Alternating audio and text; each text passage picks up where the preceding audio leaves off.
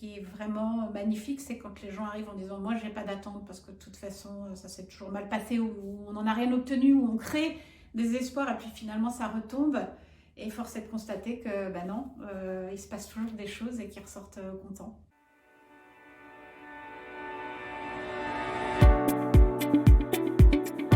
J'ai eu un patron extraordinaire qui était dans le métier du développement du management, et dès ma première rencontre de recrutement avec lui, j'ai senti qu'il y avait une vraie différence dans l'intérêt qu'il portait à la personne. Et ce qui s'est confirmé après, et donc je me suis dit que c'était non seulement des dispositions personnelles, mais aussi une approche, une posture et des techniques. Récemment, je suis intervenue dans une équipe où il y avait à la fois des associés et des personnes de back-office, et l'ambiance était tendue, il y avait de la violence verbale, les gens considéraient qu'on ne les respectait pas suffisamment et ils se demandaient vraiment s'ils allaient arriver à faire quelque chose. Et puis au bout d'un jour et demi, transformation complète.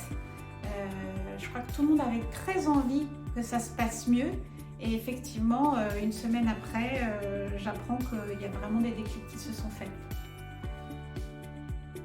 Beaucoup de choses. À la fois arrêter d'appuyer sur la pédale de frein, voilà, d'identifier ses blocages et de les dépasser, puis à la fois d'appuyer sur l'accélérateur en trouvant sa pleine puissance, et puis à la fois repérer ses angles morts et du coup mieux s'entourer pour prendre les bonnes décisions. La quête du héros.